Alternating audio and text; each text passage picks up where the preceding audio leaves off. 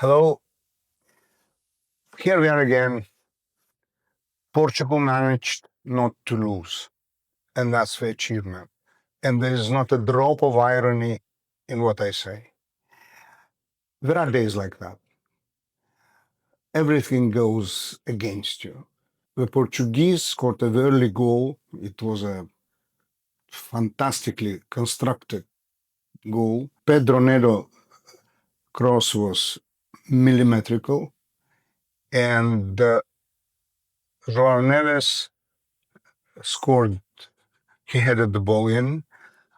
He did it if you remember, in the semifinal against the Bayern Munich.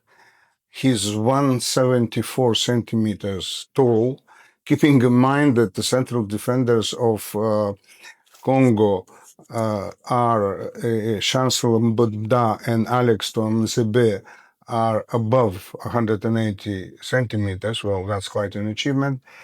Obviously, the cross was millimetrical, and the position that Neves found was ideal. Let's not forget the role of Cristiano Ronaldo in that, because Ronaldo, yes, he's 40.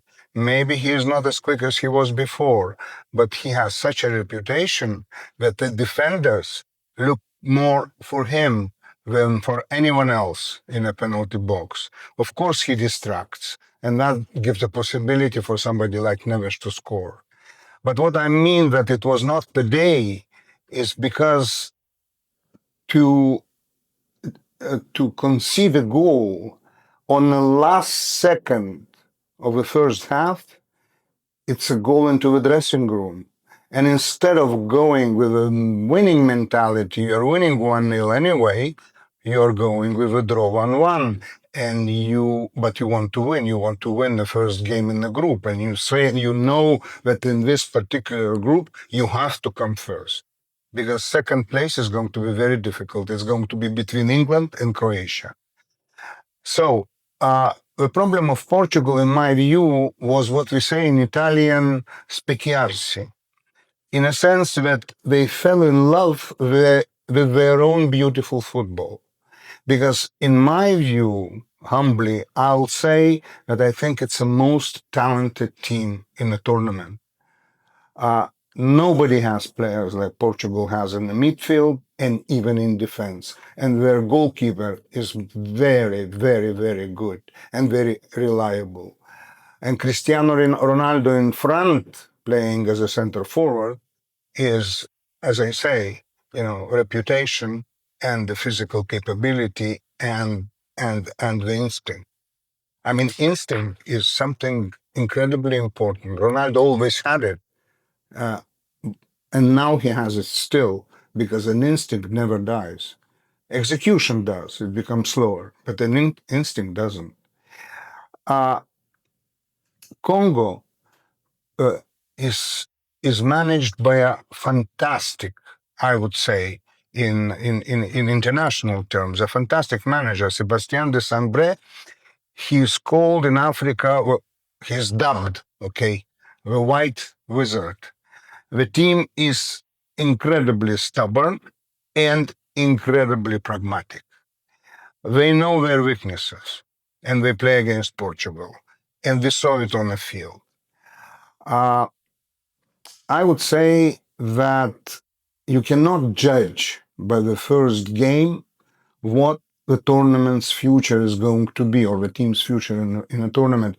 We all remember that Argentina lost their first game to Saudi Arabia and became world champions. And what about 1982? Then Italy, they didn't get out of a group. They crawled out of a group and they got into a quarterfinal group. Then the formula was different with Brazil and Argentina. And Argentina was Maradona and Brazil was Zico. And that Brazil was even more talented than today's Portugal. And Italy became a world champion. Who expected that? Nobody. So the first game, you shouldn't judge. The only question really I have myself is Roberto Martinez, the head manager of the national team of Portugal. He coached for 6 years the golden Belgian generation.